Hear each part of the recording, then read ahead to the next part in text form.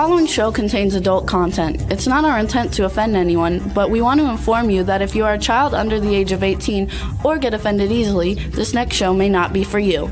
The content, opinions, and subject matter of these shows are solely the choice of your show hosts and their guests, and not those of the Entertainment Network or any affiliated stations. Any comments or inquiries should be directed to those show hosts. Thank you for listening.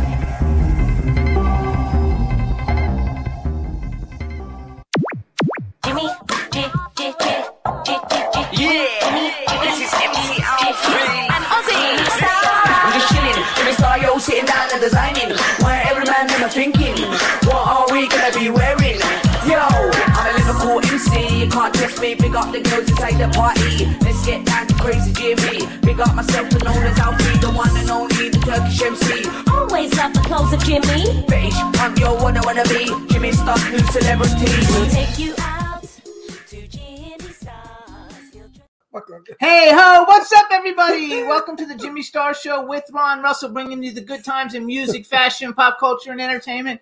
Let's fix this a little bit so Ron's head's not cut off. Oh, cut my head off. Oh, and let everybody know, you guys, if you're watching live on YouTube, I think YouTube's having some problems, and so we put a Facebook link to watch it on Facebook, so go to Facebook and watch it, everybody. It's going to be a fun show today. We got some really great guests. We have British actor, Bobby Marno coming on. You guys know him from Game of Thrones. And then we have Michael Damian and Janine Damian, and they had the #1 movie in the world on Netflix, Falling for Christmas, and they're good friends of ours. We haven't seen them since before COVID, so we're excited to have them on. Yes, we are. Hey, it's going to be a good show. We look good. I'm always looking good. You know, I feel good. I've cut sugar out, as we know, and I'm eating healthy, sleeping better. I guess what everybody's been saying all these years about toxic food and chemicals in our food and processed food and bullshit food and make-believe cheese and make-believe meat, it does harm you. The body doesn't understand it. It says, what is this crap you're putting in me? I have to process and digest it, and it makes you ill. So yes, I feel good. I look good. I'm energetic, and it's all due to proper eating. So I have to, hey, Juan, real quick, I have a question for you. Is there a chat room on Facebook or no? Is there a way to do a chat room? Like we can see what people are there or we can't? Let me know. You can let me know in the chat room if you want. There we go, in the private chat, and I can look at it and see. In the meantime, everybody, he says yes, so I got to figure out how to do it. All right, so I know B. Claudia is going there. Boomer Mays is here. Don Hinton is here. Lady Lake Music, who said Christine McVie died. That's just terrible. And Christine McVie from Fleetwood Mac. Fleetwood Mac. Oh. Which is sad. And I'm going to try to figure it out. In the meantime, Ron's going to tell you what we did this weekend. What did we do? I don't know. Yeah, we didn't do a whole lot. We put up the Christmas tree. We put our Christmas tree up, which is a big deal. But actually, we went shopping. We did a lot of stupid stuff. Nothing really important, which is good. You know, I like doing stupid stuff, not always important stuff. So what did we do for the weekend? I gave the dogs a bath. I mean, really, you know, we live a very normal life as well as this crazy life that we live on television and with our friends. Friday, we're going to the movie premiere of The Beast Inside, or The Beast Within. What's the title of that movie? The Beast Inside. The Beast Inside. Movie that Jimmy produced with Eileen Shapiro. They both produced this film. And that's the reason why we're going, for no other reason except that they produced it. I like it. What else? We have Christmas parties coming up. We're going to have a party at our house. So, I mean, there's a lot of stuff coming up in the weeks to come. We'll have more exciting stuff to report to you. But right now, life is good. You know, we're doing our home thing, and it feels good to be home and not always out running around like crazy people. I know. Isn't that true? Jimmy? Yeah, absolutely. Absolutely. I enjoy my downtime. You know, I did gardening, and I washed all the furniture out on the patio because we had a windstorm and it went berserk, and sand was all over as usual.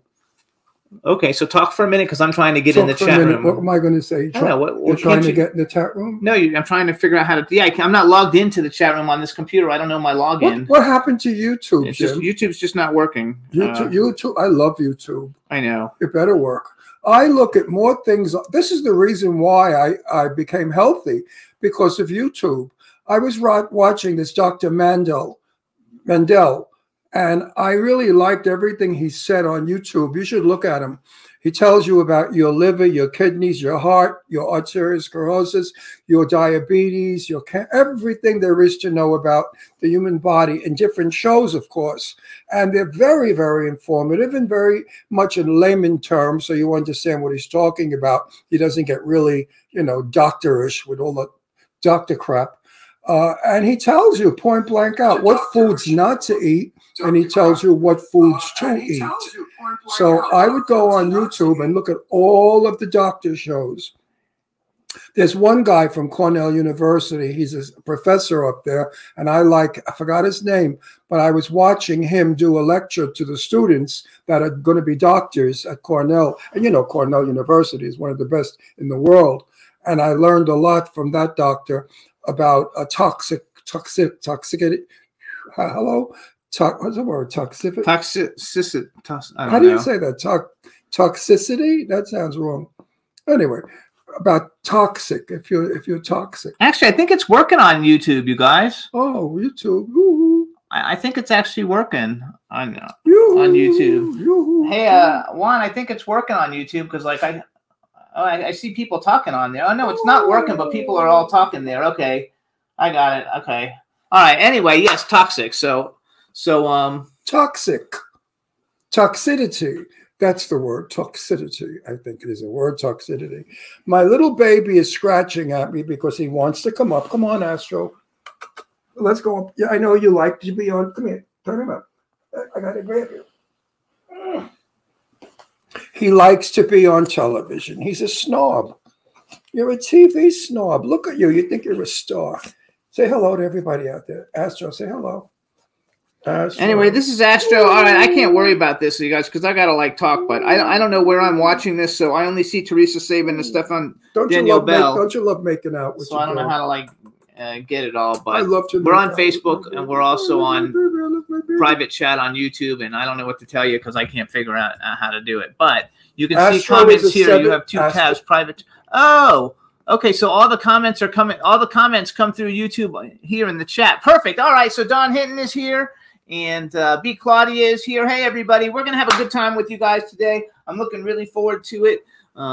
We also, I don't know if Diane made it or not, but hopefully she'll make it. Diane McClure-Repetto will be in the chat room. Lots of cool stuff going on. We've got Christmas parties next week. And so things are going really well, and we're having a good time. Look at Astro, huh? For those of you out there, this is a bundle of joy. This is the greatest lover. What a comfort. He makes our house round and sound and beautiful. So please go to your local rescue and rescue a little baby like this for Christmas. Bring him home. Let him enjoy your family, your Christmas tree, and getting food from under the table when you sneak it to him. We love him so much. And we want to welcome Cindy Lady Lake back. She was, affected by the hurricane. We haven't seen her. Wait, say hi to Cindy. I'm in the middle of making out. I know. Hey, Cindy. I know. You have his ass in my face. Hey, Astro. Hey, Cindy, I'm making out with my dog. You can excuse me. You got to love it. So it's all good, you guys. So we want to thank everybody for tuning in every week. We want to say you can hear us on iHeartRadio, Apple Podcasts, iTunes, Spotify, Amazon Music, YouTube, Google Podcasts, Radio Public, TuneIn, Pandora, Amazon Prime, and SoundCloud. And thanks, B, for helping everybody find the new place to go to watch everything. We want to welcome everybody. We hope everybody had a fabulous Thanksgiving. We had a great Thanksgiving. Yeah, my daughters really did a beautiful job. They kept the table dressing very simple. My daughter Leslie was with Michael Kors years ago when we lived in Pennsylvania, and Michael wanted her to be one of his table dressers. And my daughter dressed a table at the Lalique building in New York City, and it was one of the winner tables. So my daughter Leslie is fabulous at dressing tables. She knows everything about china, crystal, silver, sterling, everything. But this Thanksgiving, they did a simple elegant plate setting. It was just wonderful. And the turkey was delicious, but we ate healthy. We all had like the sweet potatoes with the marshmallows that we love.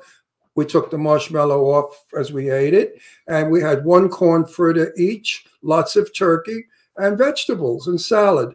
And we were full. We weren't hungry.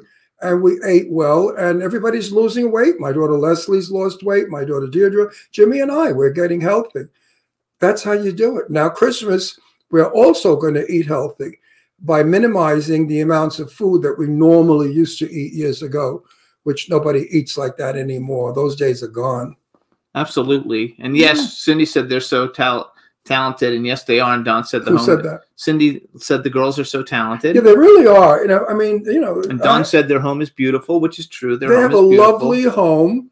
I just wish they had husbands in the home. You know, they live together, and that's what's wrong. I think if they lived apart, they would be lonely, and they would want husbands. But my daughters get along so well. They're the best of friends, and they love each other intensely. You know, when my wife was gone with the wind, we never saw her. She took a powder and never came back until she died. And we never even saw her before she died. My daughters didn't have a mother for 30-something years, 40 years. And Leslie, the older daughter, became mom to Deirdre. So I think in a lot of ways, they're sisters as well as mother and daughter. Yes. Does that explain it? Yes, it does. It's absolutely cool. You see, everybody has a little bit of garbage in their life. I'm not the only one. Yeah.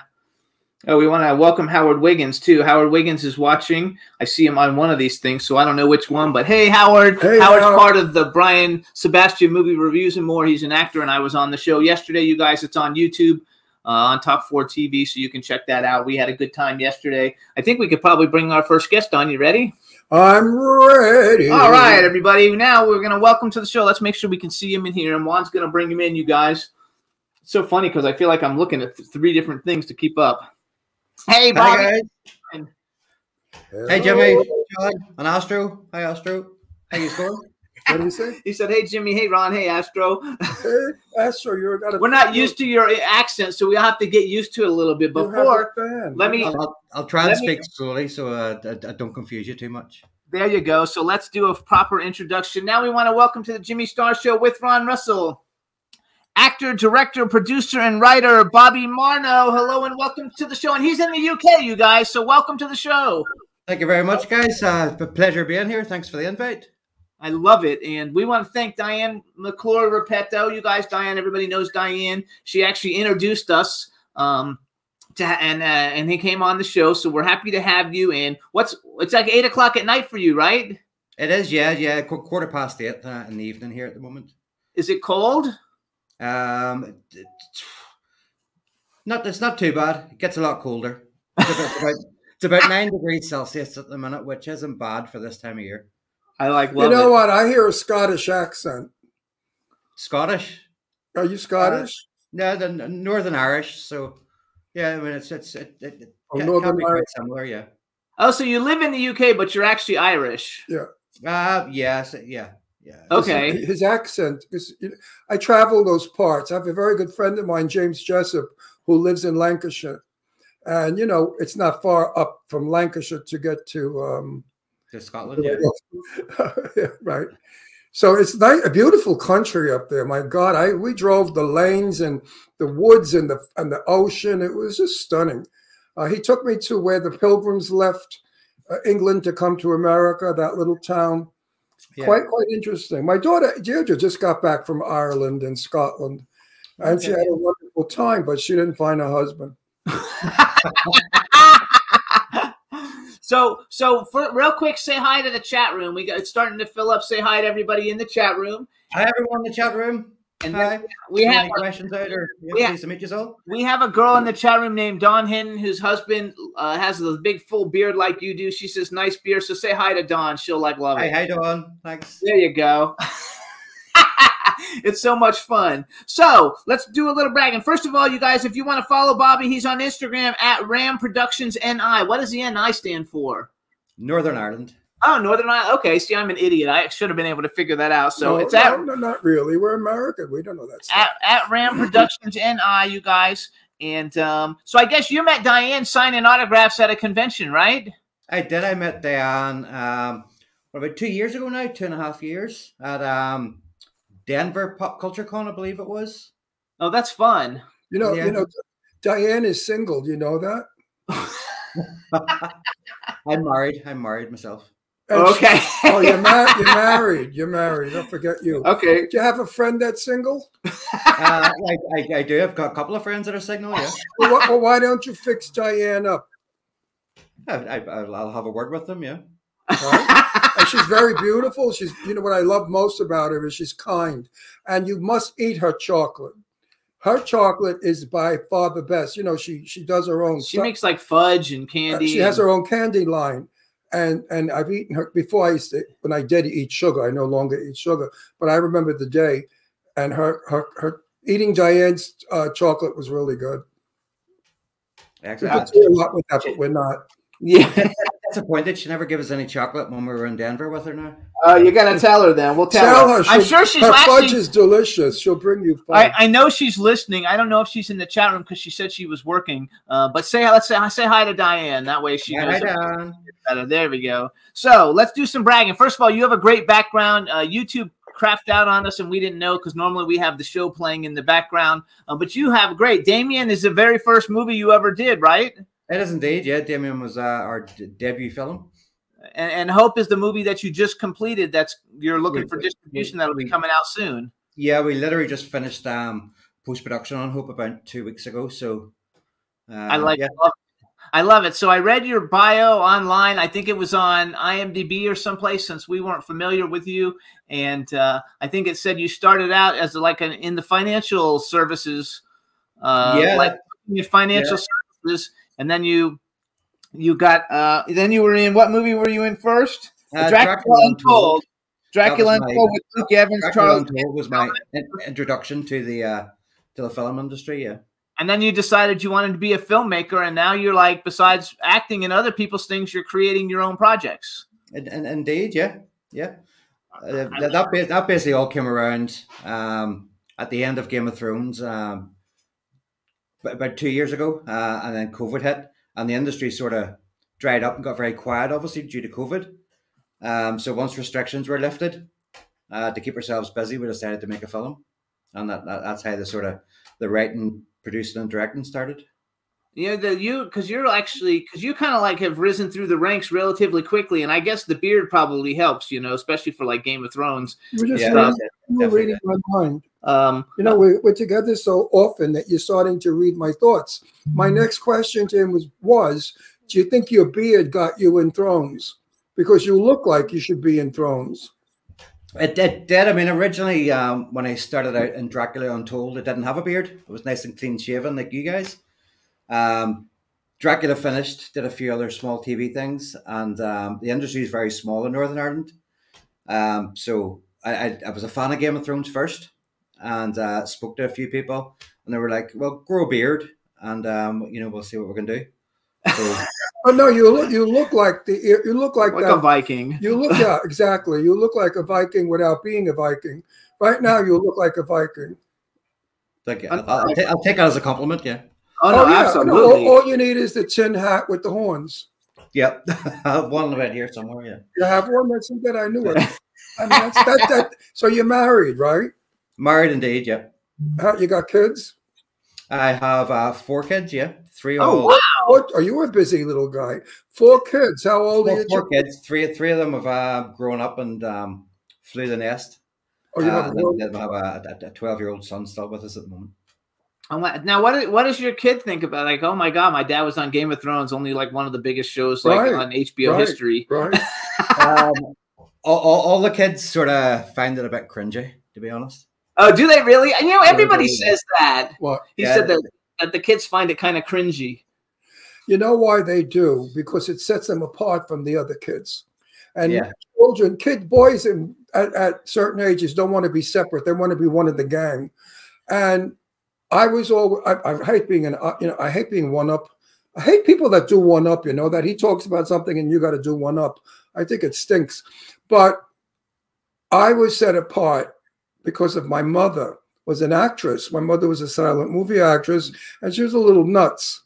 I would have a party in the garden with all my friends, and I put on, you know, rock and roll of the day, and we would be dancing. Yeah. And next thing I know, on the Victrola was Scheherazade, and my mother suddenly had scarves and began doing Salome's dance of the Seven Veils, like Gloria Swanson did. So kids thought she was nuts. And it made me very uncomfortable coming from a show business family.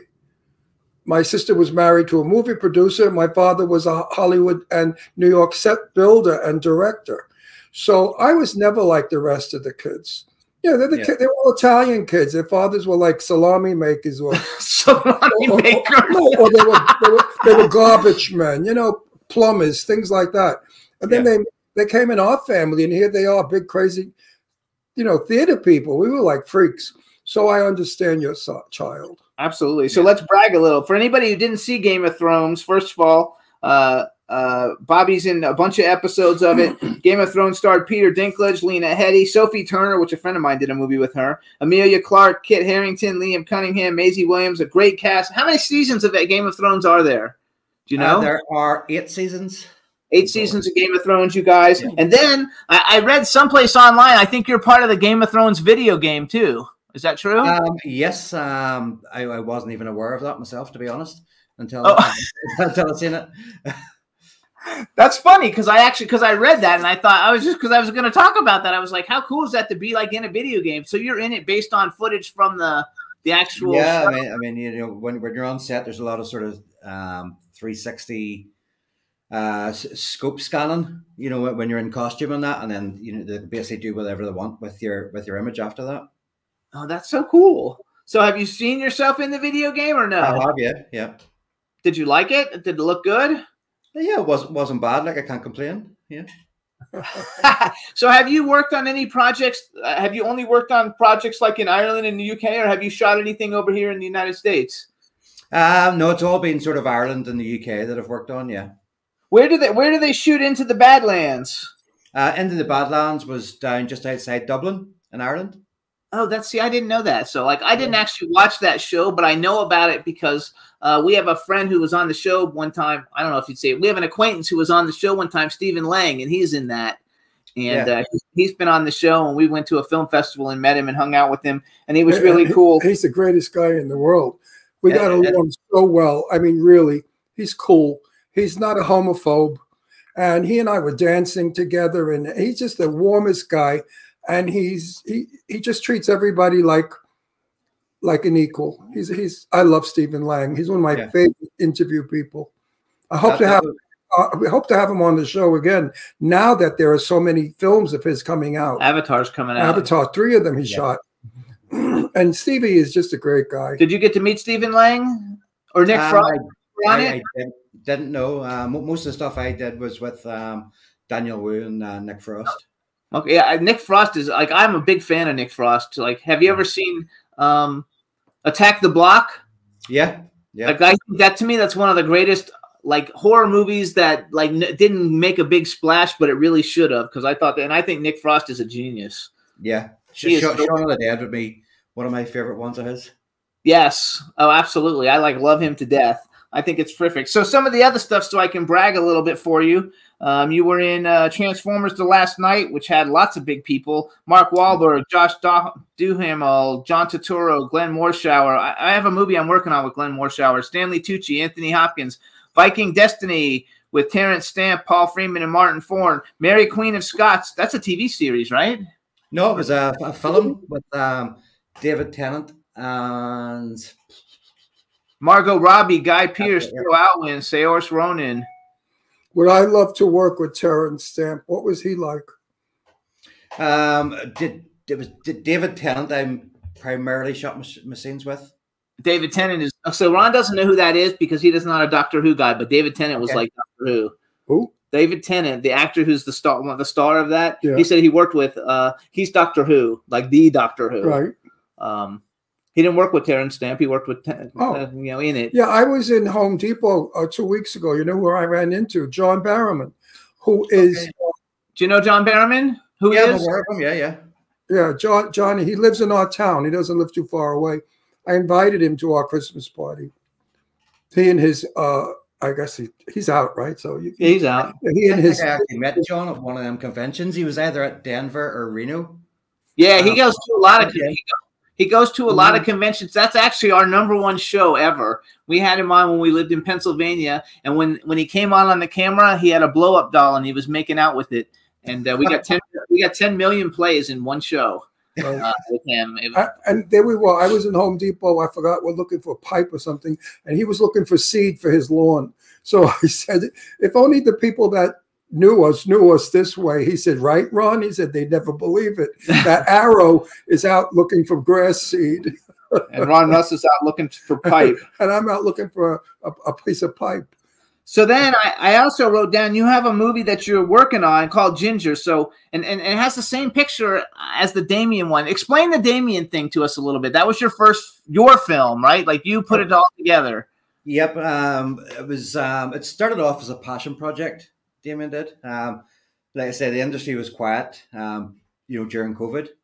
Yes. So we wanted to do something to keep us busy. Had pretty much zero budget. So came up with the concept of making a found footage sort of mockumentary style film with no expectations for it. Based it on what one of our friends, Damien Seed, who was also on Game of Thrones in the Night's Watch. Based it on Damien, based it on his actual true life. So the first part of the film is basically just myself interviewing Damien on his life, his work as a farmer. I found the guy very interesting, and then we threw in the little twist that he's actually the leader of a ginger cult. So ginger means like redhead? Yeah, redhead. Okay, yeah, redhead cult. Okay. Because I know you have another movie called Gingers, that you're working on. That was basically on the back of the cassette of Damien. I said we had no expectations for it originally. Made the film and thought, okay, what do we do with it now? Put it into some festivals and it started winning awards. See, Ronald all around the world. Ronald liked this part because Gingers, which they haven't done yet, I guess it's in pre-production or they're working on it or putting it together. But guess who they have attached to it? Sam Jones, who's Flash Gordon. Oh God, Flash Gordon! He loves Flash Gordon. That's my favorite hero. The Buster Crabbe, 1936 Flash Gordon. I grew up with him in the 1950s, 40s, and 50s.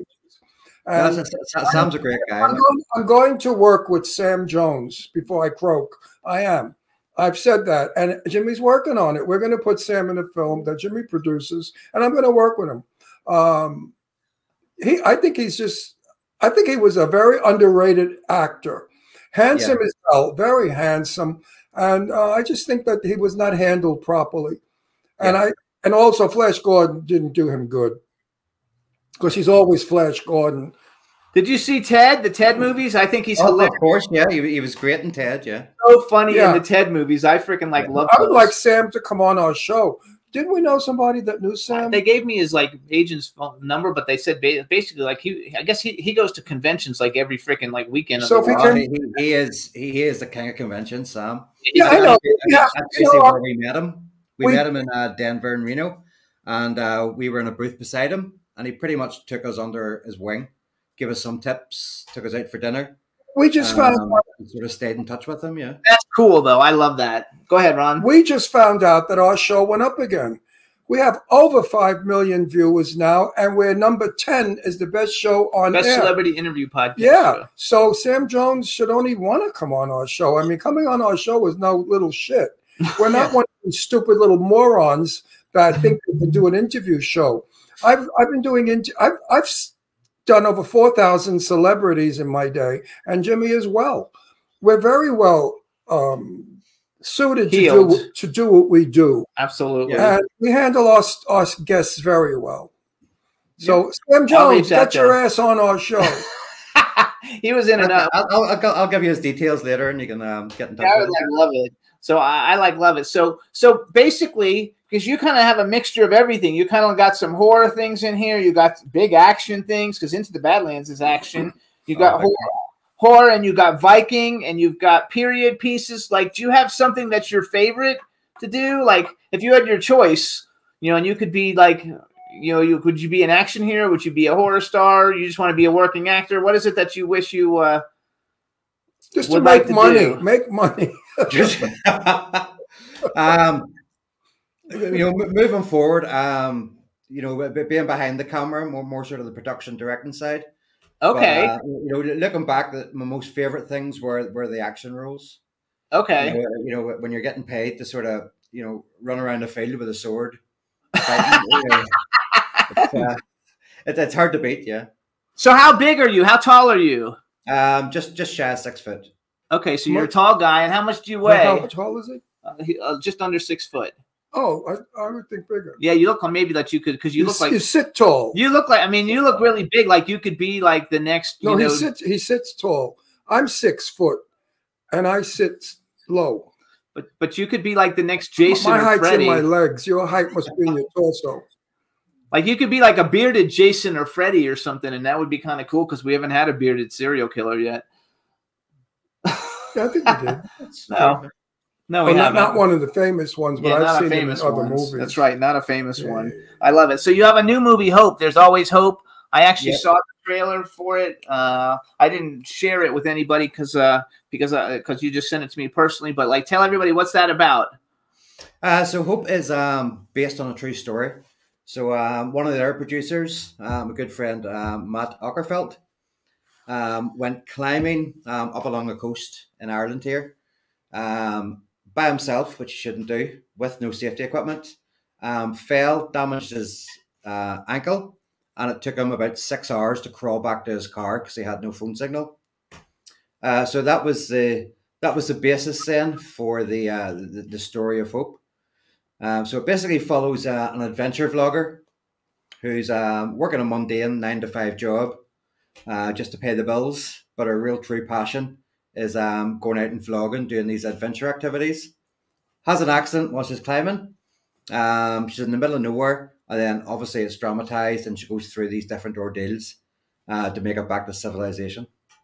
Okay, it looks good. I mean, the trailer is shot really well, and the trailer looks good. And once it actually comes out and you get it all ready to go, we'll help promote it for you because I think it's really Jimmy, cool. could you tell the engineer to get rid of the Ronstar right where it is and put it somewhere else? Because Astro's not on camera. You can't. That's where it goes. Why does it go there? Just hold him up higher. I Sit can't- up straight. I'm sitting up. He sounds asleep. Oh, just let him sleep then. He's fine. He's fine. There you go. Oh, thank you so much. Now you see my little boy. And now we don't know who Look he at is my or little anybody is. boy. Okay. Anyway, you guys, this We'll is go back Bobby to that. Marno. You should follow him on Instagram, Ram Productions NI for Northern Ireland. Thank you. So let's talk a little bit about what made you decide to start doing this in the first place? You're a successful investor, broker person, and then you wake up one day and say, "Gee, I think I'm just going to ditch this job that I probably made a lot of money, and I'm going to go try and be an actor." It is a good industry to be in for money, but yeah, I was at a point in my life where there's more important things than money. It is a bit of a soul-sucking sort of career, and I was lucky enough. I'd signed up with an agency when Game of Thrones started. They had an open casting for season 2, so signed up with them. Heard nothing back, and then one day I was out with the kids and got a phone call saying, "Would you be interested in being a vampire in a new Universal Pictures film?" So of course I was like, well, who wouldn't want to be a vampire in a film? Yeah, so he wants to be a vampire too. yeah. You know what? I've been working in film for 64 years. I'm 82 years old, so I've been around a long time. The only thing I hate about my business is I'm always looking for work. We're always unemployed. And that stinks. We could be unemployed for 3 months, and then suddenly 4 films come along, and then nothing for another year. It's really mind-boggling that you have to live this way, but it goes with the territory, as they say. That's it. So that was my introduction to the film industry, and sort of caught the bug, and haven't looked back since. And I've been lucky enough to be kept busy enough. Yeah. I know, that's terrific. So do you know like Simon Bamford or Nicholas Vince or Barbara, what's her name? They're all like the Cenobites in like the Hellraiser movies because they're all from the UK. Yeah. I met them all over here a bunch of times, and they've been in the chat. They've been all been on the show. You know what question I love to? Well, you're Irish, but I love to ask the Brits is, what do you think of Joan Collins? And I get the most wonderful answers. They're always funny as hell. I asked one guest from England, I said, what do you say? What do you think about Joan Collins? He said, well, we're happy you got it now, and we don't. We're sick of her, you know. And I love Joan Collins. I met her here in LA, and stunning as they come. I mean, she was no chicken when I met her. She was up there, and still a stunningly elegant, beautifully well put together woman. She could be bitchy, but I think that's part of her charm. Yeah, it is. Yeah. Have you ever met her? I have never met Joan Collins. No. You may. I'd like to meet her. Well, I'd like to work with her. I think she would be fun to work with. You know, I would like to play a nasty person, and she's nasty, and we could see who could out nasty each other. I think that movie would sell like crazy. I mean, it would make more money than anything. People don't like happiness and love anymore. They like cruelty and evil and blowing up and death and stabbing and shooting and that's what he likes to play that too. Yeah, I know that, but enough of it already. You know, during the 1940s, we had feel-good movies. You know, it was during the Second World War, and everybody was under stress and strain. So the movies made you happy to take you away from what was going on. But today in the world, the movies are duplicating what is happening nowadays, and it's just it's a bit exhausting to live life and then watch films that recreate life. Yeah. Where did Jimmy go, Jim? He ran away. I guess he had to pee. You know that. I mean, that was one of the inspirations for wanting to make our own films as well. Is that, you know, it is the same mundane sort of films that are being churned out at the moment, you know, so, you know, we wanted to make something different. Well, we watched a movie last night, and the only reason why we watched it, they said it was a comedy. Well, if this movie was a comedy, then I must be getting the wrong idea what comedy is. It was about a guy whose father teaches him to be a killer, and he's an assassin. He kills people for a living. And the end of the film is he shoots his father to death, and then he shoots himself to death. Where the humor was, I have no idea. But they called it a comedy. Right. So I think we've lost sense of time. You know, Mel Brooks, is that who I want? Yeah, Mel Brooks did comedy. Yeah. And we understood that kind of comedy. It was satire. It was fun. Yes, Spaceballs was great. Like. You know what? Do you remember Are You Being Served? The television. I love her. The woman that used to say, I have to go home now and take care of my pussy. You know, I loved her, the lady who ran the department store. And also there was another guy out in England that was wonderful comic, the little short fella, fat fella with all the beautiful women. What was his name? Very famous TV show. Are You Being Served? I know. I don't know. No, the other guy. He always had gorgeous Benny women. Hill. Benny Hill. Benny Hill, yeah. Loved Benny Hill. Are you old enough to know? You must be. I used to watch Benny Hill on a Saturday night on TV, yeah. And also those wonderful movies they put out with that strange-looking, skinny little gay guy who fell down a cellar and he said, I do believe I've done myself an injury. Lines like that are so funny. Those movies were fun. Oh, the guy with the skinny face, Mr. Bean. Mr. Bean? I forgot the name of it. It was a series of 5 or 6 movies that they made with this group of people. I think it might be Mr. Bean. Funny. So you see, the English have wonderful humor. It's very dry, but it's witty. It's witty. Irish people, and we know quite a few here in this country, have a tremendous humor. It could be sarcastic, but it's tremendously funny. Very sarcastic and dry, but yeah, I mean, especially after a few tanks of beer, it even gets funnier. They call it a tank of beer. A tank, yeah. When I was in England, you drank a tank. You still drinking tanks? More pints over here. Yeah, pints. Pints, okay. Pint. I thought tank. A tank was the thing that the beer goes in. They called it at least, listen, I was in Lancashire. I was in a pub that my hair was caught in the ceiling. That's how low it was. And the door you had to bend to get in because the people 500 years ago were short people. And it was the best, most delicious Bach beer I had ever had in my life. And it was served in a tank, in a copper tank. Okay. Yeah. So that's what I anyway, let's switch. They kept the tradition. All right, so you're an actor. So you like, and you're transitioning to a director. But like, okay, let's say we'll do it as an actor first, like a bucket list. So you could be a male and female actor. You know, that if you were going to be in a movie that you would like to work with, and then if you could have ever been in any movie that's ever been made, what movie would you like to have been in?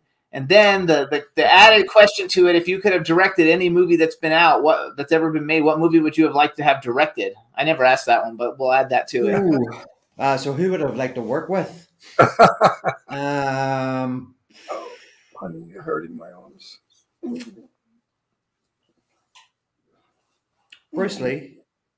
Bruce Lee. Now nobody's ever said Bruce Lee. Wait, now I want to know why. I grew up watching Bruce Lee films, and it was because of the likes of Bruce Lee films and Jean-Claude Van Damme films. I got into martial arts myself at an early age. So yeah, the be in a Bruce Lee film, I suppose, would be. Oh yeah, that's cool though. I love Jean-Claude Van Damme films. They're basically known as action actors. Very little dialogue, very little storyline, mostly action. So what you like in a film is action. What's the Jean-Claude Van Damme film? Where they like do the underground fights? But the Bloodsport or Kickboxer? I love Bloodsport. I've seen it like 100 times. You know, I love Bloodsport. So that's cool. Okay, what about a female? Who would you like to work with with a female? What actress would you like to work with?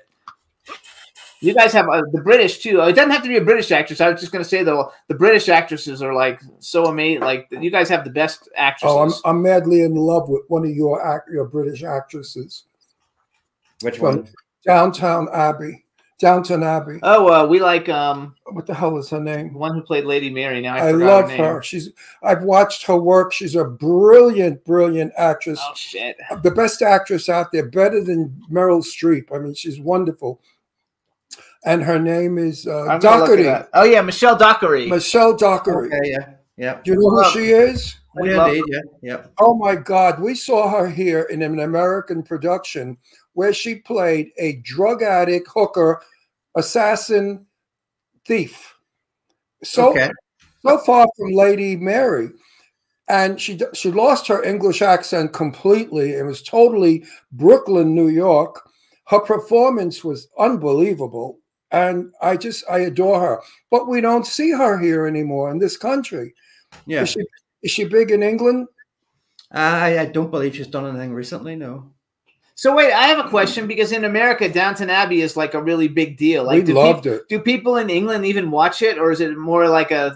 No, I believe it is. It is pretty big in the UK and Ireland. Haven't watched it myself. It wouldn't be my cup of tea. Yes, actually, I didn't think it would be mine either, but I actually liked it. You could have been in that movie. You could have played an earl or a duke, one of the their nobles, snobby and very snooty, like she played Mary. I love Michelle. I would love to work with Michelle. That's Jimmy. We have to contact her. I would like her to come on our show also. So wait. So go back though, because you didn't answer. So who's a female actress that you would like to work with? I'm going to say Dawn French or Jennifer Saunders. Oh, Jennifer Saunders. Yeah, Jennifer Saunders is absolutely fabulous, isn't she? Right? From Absolutely Fabulous. The two of them are hilarious. I grew up watching them, so. That's funny because I'm a publicist is how I support myself when I'm in between making films. And my business partner interviewed both of them because she's world renowned. She is one funny, so funny lady, and she's stunning looking. She's a beauty. We're talking about the blonde, right? Well, both of them. No, Yeah. one is short and fat, and one is tall and skinny. Yeah. Talking about the blonde with that wears the big hair. I don't know which one is Jennifer. Yeah, Jennifer. Jennifer. Okay. Beautiful woman, beautiful, stunning features, and funny. The funniest thing was when one of them were drunk and they fell down the cellar steps. I laughed just thinking about. I love that show. Why did it go off the air? I don't know. You know what I'm talking about? Absolutely fabulous. Absolutely fabulous. We saw the movie. Yeah, I mean, it was such a satire on life. It was hilariously funny. Bring it back, England. Get those broads back to work. They're very popular. I follow them on And social even now, media. as older women, they could be very funny. Look at Judi Dench, how she works all the time. I love and adore Judi Dench. Adore her. Another great actress that England put out. Fabulous actress. And you know, she's half blind and she still works. Who's the other one that I like? I see. I'm a big Harry Potter fan, so like I've seen all the Harry Potter movies like a zillion times. So Maggie Smith is a great actress. My God, you can't compare these actors. These are legends. Oh, Maggie Smith is unbelievable. So wait, so what are some of your favorite action movies since you like action? Do you like Jason Statham? Like Ron likes Jason Statham. Yeah, I think he's terrific. I'm not a big fan. Not a big fan. What did he say? He said, "I'm not a big fan." You don't like why? I think he's overrated. To be honest, You met him personally? I haven't. No. Oh, No. I think he plays it really tough and quiet. I like the fact that he doesn't show any feelings, yet he can knock down 30 or 40 men in 2 So who do seconds. you think? I thought he was really good in Lock, Stock. Yes, What is it? So he was, yeah. Two Smoking Barrels. Yes. Yeah. You've worked with him? No. Same film. No, he hasn't worked with him. He said he thought he was good in Lock, Stock, and Two Smoking Barrels is the name of a movie, which you didn't Yeah. see because you didn't like. He likes the like just flat out like actiony ones. I liked him in The Meg, you know, when he like fights the shark and stuff. Like I thought that was. But I mean, it's totally No, unrealistic. we have so many good actors. Wait, I want to find out today. who he thinks are good action people, though. Who are some of the action people you like? I mean, I grew up watching films in the 80s, so you know anything with sort of Sly Stallone or I like or Arnie in it. You know Predator. Yeah. Jean-Claude Van Damme films. Yeah, I like the Jean What Claude Van Damme what films. did you think of Christopher Lee? Christopher Lee, great actor. You know, before most of his films would have been before my time, but no, but I was at a cocktail party with him, and I was talking to him, and I mistakenly said to him, "Nobody could do Dracula better than you." And because Bela Lugosi had it, then you took it over. And he stood there arrogantly and looked down at me because he was 6'5" and said, "I have done more than Dracula." And I looked at him and I said, "Oh," I wanted to say, "But listen, that's the only thing we know you for. I hate to break it to you, but you know, we've anyway." He was very arrogant. He wasn't very nice. His wife heard that, and his wife came over and she apologized. She said he's very sensitive about the Dracula because he has made like 140 movies or something. Yeah. And I said, "Oh well, we only know him as Dracula. Sorry." That's what he's most well known for, yeah. I mean, he could have been polite. And wait, what did you say? Thank you. I missed what you said. I just said, yeah, that's what he was most well known for. So. Oh yes, yeah. What did you say? He said that's what he was most well known for was Dracula. And he was a sensational Dracula. He did it beautifully. What I was doing was complimenting him because so many people have played Dracula and they stink. I mean, they look like Fagula, not even Dracula. Half of them, you know, Fagula, gay Fagula. They look like that. He was the only one that was really evil and mean and scary. But I guess that's how he was in person, in real life. So it was easy to do it in film. So if you could have directed any movie, what movie would you have liked to have directed? Are you going to pick maybe you're going to pick a Bruce Lee film. I'm not sure. Predator. Oh, see, I love Predator. Okay. What movie? Predator. Oh, I like Predator. I have a bunch of, I collect action figures, so I have a bunch of Predator action figures. Predator also. That was a well done film. So now you like the original? I mean, there's a whole bunch. There's a bunch of different ones. Do you like the original one the best, or which one do you like? I like the best? one with Arnold Schwarzenegger. The original one the best, and again, it's timeless. You know, it's still it's still very watchable and stands up against modern films. Oh no, absolutely. I think Arnold did a good job. Did you like the last It wasn't Predator Arnold. film that came out like 2 years ago? It was the Arnold Schwarzenegger. I thought it was Sylvester Stallone. Arnold Schwarzenegger. It was Arnold Schwarzenegger, the first one. There's a whole bunch of people in it. He did a good job. It was like his acting debut, probably. Did you see the last one that came out like 2 years ago? I think because I got it for Christmas 2 years ago. I think so. That's when it came out. It wasn't that good. I watched it recently. That was what was it called? I don't remember. I don't remember what it was called, but I thought it was decent. Yeah, it was decent, I right? thought it was very well done. We have a friend here who does a lot of the stop motion stuff in for all those movies, and he was the Predator in that last Predator. His name is T.J. Storm, and he's like everything. Like I think he was like Godzilla. I don't know. He was like a whole bunch of. He's always like, but I think he's been Predator in several Predator. I have movies. a question that I ask a lot of celebrities, and I get very interesting answers. Do you object to being killed in a film? No. Would you believe how many? There is one actor, and I don't remember who it was, who said to me, "I will not be in a film if they kill me." Oh, really? I was Tristan Rogers, the soap opera star here. Okay. So Tristan Rogers is the #1 soap opera guy. He's been around for 100 years, and he said to me, "He said I refuse to be in a movie where I die." Sean Bates made a career out of it. Yes, that's true. What? Huh? What is it? Lots of people made a career of it. Yeah, Sean Bean.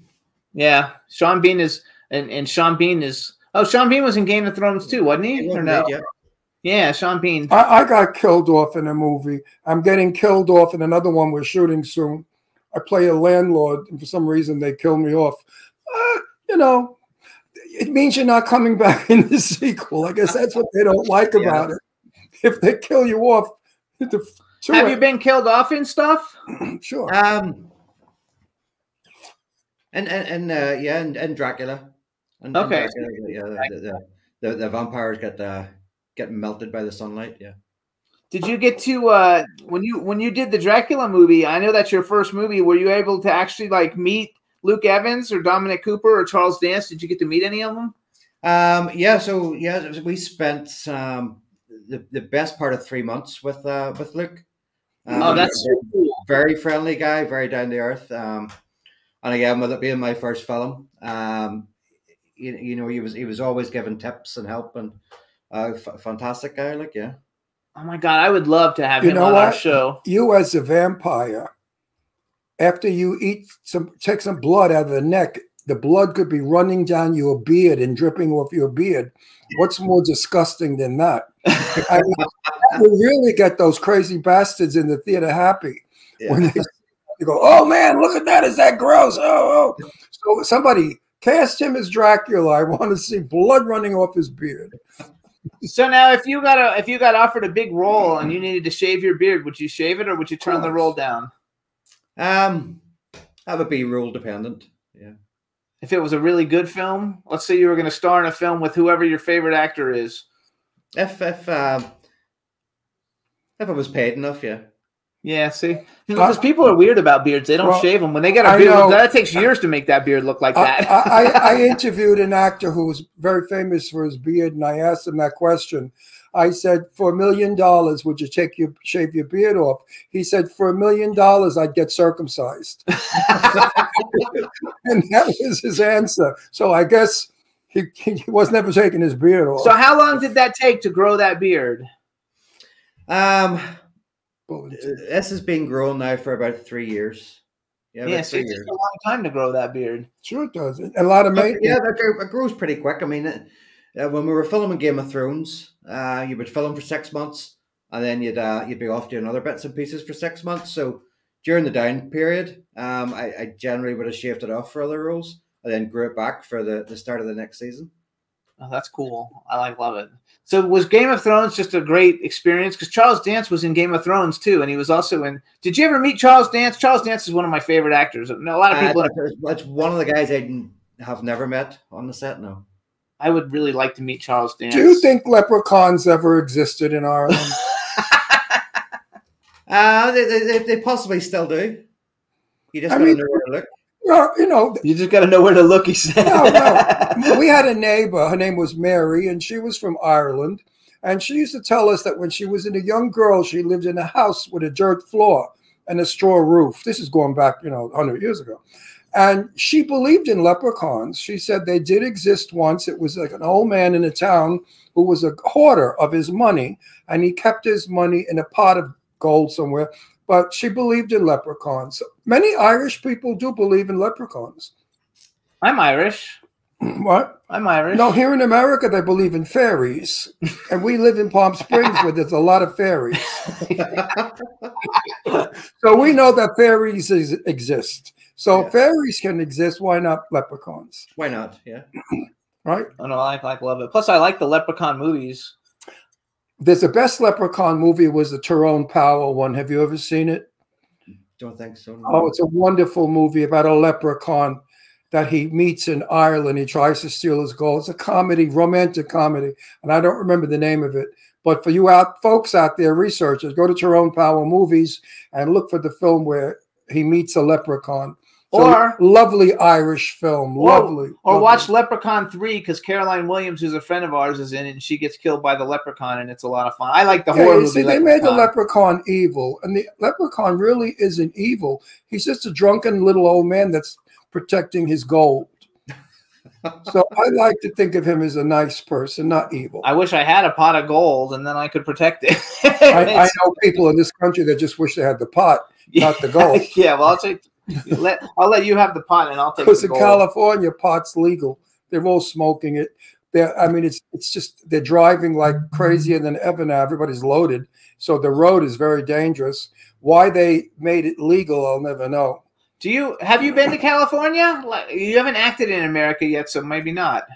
We flew into San Francisco. Okay. For RenoCon, I think it was, but haven't been any further south than that now. Okay. So did you get the opportunity to go to like a lot of conventions to sign autographs? 2 years ago it was. We were lucky enough. We were over 4 times in the States. Oh, that's cool. So we're in Reno and Denver for the Pop Culture Con. Nashville, I believe it was, for Con of Thrones. And Salt Lake City for FanX. So you've been here to quite a few places in the States. Have you ever been to... Possibly coming over to Oklahoma. Have you ever been to New York next year for another one, yeah. Have you ever been to New York City? I haven't, no.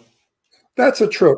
I'm from New York, from Brooklyn. You probably have difficulty with my accent like I have one with yours, because I speak Brooklynese and you speak Irish. Yeah. Not Gaelic. What? Yeah, do you speak Gaelic? I don't, unfortunately, no. I would like to, but I don't. Does anybody in Ireland speak Gaelic anymore? It's becoming more popular. Really? Yeah. Gaelic. Gaelic is a slang. It's an Irish. It's a language that's onto its own. My friend Rose Gilligan, she used to speak Gaelic, and of course, I had no idea what the hell she was saying. She sounded like she was choking on pebbles. So real quick, B. Claudia posted in. It's The Luck of the Irish, 1948, with Ann Baxter and Tyrone Power. Oh, wonderful movie, folks. Thank you, B. The Luck of the Irish for Tyrone Power and Ann Baxter. It's a lovely Christmas film. Rent it, get it, show it to your family. It'll make the holiday beautiful. It's a happy, uplifting, spiritually wonderful film, and it's so Irish. Everything, it's absolutely a crown jewel of being Irish. Irish people have to adore this film because it's all about Irish people in New York City in the 1940s. It's just a wonderful film. I highly recommend it.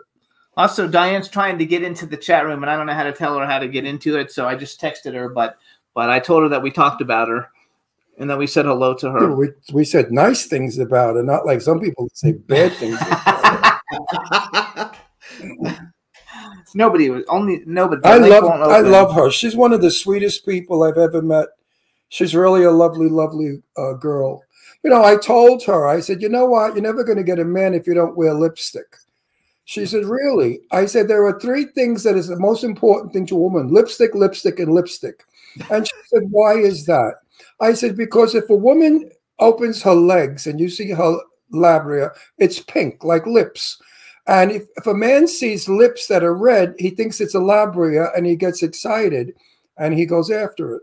And this is true. It was I read it somewhere. It was a psychological thing. Men look Marilyn Monroe with those red, greasy lips. You know what men thought about that. So red lips are very sexy. Now that she's been wearing lipstick, she's been getting hit on more. She's fabulous. So think about it. Seriously. Men look at a woman's lips and they think, wow, that's sexy. Keep talking. I'm trying to get. What are you, my director now? Yeah, because I'm trying to do this, and I don't want silence. We're married. We're married. We're allowed. Jimmy, I'm tired. I'm old. Link. I'm used. I'm beaten. I'm broken. New York City scares me, to be honest. What? New York City scares me. Scares you? Are you out of your bird? It's the safest place in the world. It's just very, very big. No. Let me tell you. I've been to London 1,000 times. Okay, London is a small New York City. It's the same thing as New York. The same people, the same elegance, the same beauty, the same intelligence, museums and art. It's the same thing. New York has sections. There are areas you don't go in because the people there are not educated or sophisticated. But if you go to the good parts or the educated parts of New York, where the higher plane of thinking people live and socialize, you won't find a more sophisticated city in the world. I mean, you could dine elegantly still. You could meet people who are not pseudo-intellectual, but true intellectuals. Writers, producers, directors, artists, musicians. I love New York. I don't like California. I'm here because of Jimmy and work. If I could, I would be back. No, I would be back in New York. New York people invite you in their house for coffee. If you invite them to your house for dinner, they invite you back. California, you could drop dead in the street in front of somebody's house. They wouldn't come out to give you a glass of water, let alone invite you in for a cup of coffee. So that's bullshit. California is another world. Everybody, when they said it attracts fruits and nuts, they weren't kidding. Everybody here is from someplace else. Yeah. And they brought with them all of their traditions, which are different. And they're so confusing that nobody knows what the fuck they're doing. No. I produce a lot of movies, though, and it's good for me to be here. New Yorkers are 4, 5 generation, and the traditions are solid. Now, New York is full of other people who go there because they think it's going to be like the television show Sex and the City. You know, they're all going to go and make rich men, and that's bullshit. So now we have too many out-of-towners living in New York. The true old New Yorkers like me have moved out. They're in Florida or they're in Palm Springs because of the winters. So New York has changed, but please don't be afraid. Go. If you're lost, stop, ask somebody where you want, and they'll be so kind, and they'll even take you where you're lost. Denver was my favorite so far. No, New York is the safest city in the world. They say it's not. Where's Denver? Who? Denver. Where is that? That's Connecticut. Denver, Colorado. Oh, Colorado. Oh, there's a Denver, Connecticut also. I'm a little more frightened in LA, to tell you the truth. LA has got some wacky people. Oh, Diane actually made it, though. So, hey, Diane, we're saying hi again. See you at Zach's party. Yeah, that's hilarious. Zach's Christmas party. But seriously, back again. New York is not to be afraid of anybody. All of you go there. Go to Rockefeller Center. See that wonderful Christmas tree. And the department stores. It's such a Christmas spirit. And if you're lucky and it should snow, oh my God, it's heaven. To be on Fifth Avenue in the snow with the Christmas music playing and that wonderful Christmas. I'm going to cry. So hang on, everybody. I could cry. Right? I swear to God, I'm not lying. So you guys, this is Bobby Marno. He's been a bunch of great things. He's also got a new movie that will be coming out called There's Always Hope. Where can people see Damien? Is there a place they can see? Damien is available on Amazon and Tubi. Okay. Oh, on Tubi. We watch a lot of stuff on Tubi. Yep. You guys also, you can see him in Mary Queen of Scots, Viking Destiny, Transformers: The Last Night, Morgan, which we didn't talk about, but I love Brian Cox. I saw Mary Queen of Scots. Dracula Untold. Who did you play? I was a Moray man. Morning, man. Also, you guys, he's in a bunch of TV series: Red Rock, Rain, Line of Duty, The Frankenstein Chronicles, 6 Degrees, The Fall, Love and Hate, and Game of Thrones, obviously, which put him on the map. I mean, Game of Thrones definitely put you on the map, dude, and congratulations, because you really haven't been doing this that long to have such great credits. And so we want to congratulate you on that. We want to... And I want to say that you've worked and you made a lot of money, and maybe now you can afford to buy bread and butter and maybe a piece of chicken if it's not too expensive. Because it's expensive as shit here. England, I hear, is getting hit like we are. We are in an inflation that is disgusting. Yeah. I spent $54 the other day in the supermarket, and I bought like 5 items. Are they out of their fucking And the minds? bread that he likes to eat is $7.69 a loaf. I don't know what that is in pounds, but imagine almost $8 for a loaf of bread. I said they got to be out of their minds. Everything's pretty much doubled here in the last sort of 6-12 months. They say it's because of the oil. What the hell has the oil got to do with it? Either way. But so anyway, you guys follow. Let's hope inflation is gone in the new year, everybody. Pray for it. Follow Instagram, you guys, Ram Productions NI. Be looking out on the lookout for the fabulous movie that he's going to have with Sam Jones. It's in development called Gingers. Oh, wait, you're going to be, wait, quiet, stop. You're going to be in a movie with Sam Jones? Why do you think we talked about Sam Jones? I don't know. I don't hear too well. And his accent, I'm really fucked. Wait, you're going to be in a movie with Sam? It's his movie, and he can't. Yes, Sam's going to be in our next film. Yeah. Would you please tell Sam Jones I'm his biggest fan in the world, and that our show is over 5 million viewers all over the world. Like I said before, we're the 10 best interview show in the world, and we are begging for him to come on. I would love to have Sam Jones on. Please do that for me. I will indeed. And I owe you a favor. If you do that for me, I owe you a favor. And we're going to do something together. Anybody you don't like, I'll have killed. I'm from Brooklyn, Italian. You get the connection. That's a deal. Yeah, we love it. Oh, please tell Sam you had a good time on this show, that he's got it. And we have all big people on this show. We're not a crappy little show. Like I said, we had big stars on our show. So we love it. We want to thank you so much for taking time out to come on the show. Congratulations on everything that you've been doing. And I want to see you as a vampire. And I'm sure we're gonna see you. Cast him as a vampire, somebody. We'll be doing something with you. We're very good friends. We love Diane to death, and something will happen, and we'll get everything worked together and see what we can do. Bring you over to the States for a movie. And have a very Merry Christmas, a happy holiday. Yes, you too, guys. Yeah. Enjoy all of it. And may you be given the best gift that anybody could give you. And that's the gift of love. There you go. Thank you so much. Thank you, guys. Right. Hey, thank you so much, Bobby. Take care. Take care. Nice talking. Oh, yeah. Bye, Diane. Diane, we love you. Yay. We love you. We're going to take a quick music break, you guys. We're going to play. What are we going to play? Gabe Lopez featuring Belinda Carlisle. The name of the song is California Blues. Juan's going to play it for you, and we'll be back in a minute, everybody. Thank you.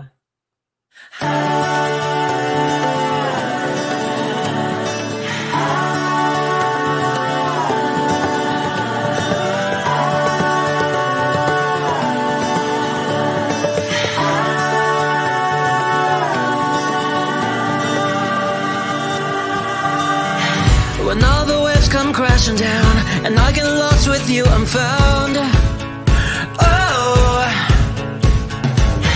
And we take on the neighborhood, the bad and good of Hollywood.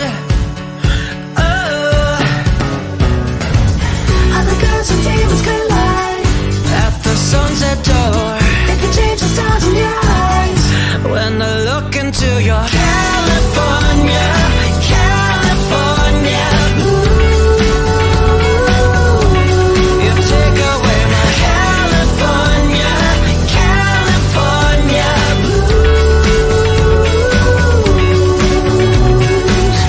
And all the sinners wanna taste, they try to steal your heart away. Oh, but your love never disappears, like you're the summer's for a year. Oh, All the friends from Malibu Drive to the sunset shore, but it's all in Vegas, your mind. when I look into your California, California. You take away my California, California.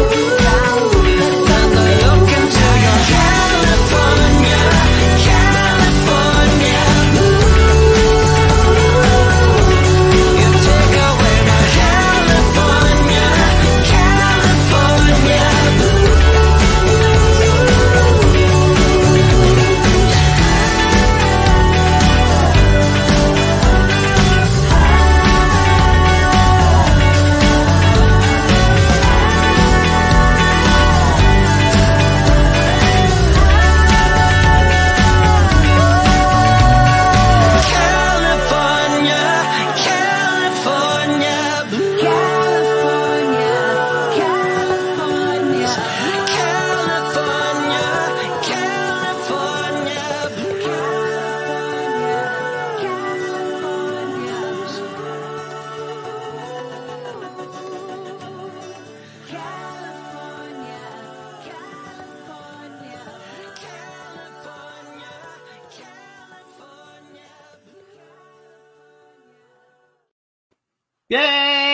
That was Gabe Lopez, California Blues, featuring Belinda Carlisle. And now our next guests who are not here yet should be here any minute. I'm going to check my email real quick and make sure everything is going good. But everything should be good. And that's going to be Michael and Janine Damien. They are so busy doing interviews. Really, they do one after another because their film is really a big hit. And we're going to talk about it as soon as they get here. Absolutely. Mm-hmm. Let me just look real quick and see. Let's see. Just talk about something, Ron. What do you want to talk about? It directs me. Talk about something. Well, I want to pull it out of my ears. Wait. Talk about something. What am I going to talk? Let's talk about you.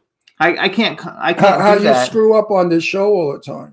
Yeah, I can't talk about. What? You're busy on that phone. You know, Jimmy is in bed at night and he's No, he's not. He's liking everybody's baloney on all that stupid stuff, those networks. What are they called? TikTok and all that crap. So he's always busy. I'm actually working always, and right now I'm working too because I'm trying to make. I'm not like playing. No, when Michael and Janine are here, they'll come in. Right. They're professionals. We don't have to worry about them. No, we love them too. Last time we saw them was at the High Strung Free Dance premiere in LA. Well, now that we're waiting, I'll tell my little story that you've heard before, but I'll repeat it because there are those of you out there who have not. We had dinner with Michael and Janine's sister and brother-in-law. And as we were speaking, I said to the Janine's sister, I said, so where do you live? She said, oh, we live in a trailer. And I thought to myself, oh my God, Michael is so successful and Janine, and they live in this magnificent mansion in Las Vegas. And that poor sister, she lives in a trailer. That is so sad. So I said to the girl, I said, honey, don't worry. Things happen. And you may be rich one day and you don't have to live in a trailer. Well, they burst out laughing because she said, Ron, the trailer's around the corner. It's $1.5 million. I said, what? A trailer? $1.5 million? It's a tour bus. It's a tour bus. It was 2 stories high and they were on tour. And guess who she was married to? The toy manufacturer, the famous Tyco Toys. Tyco Toys was her husband. She's got They're laughing at Ron. She had more money than anybody. And here I am feeling like such a jerk. But I felt sorry for the girl. I thought, you know, Janine lives in a mansion and she lives in a trailer. They're the nicest people you will Nice. ever want to meet. I love her sister. And I love their mother, Coco.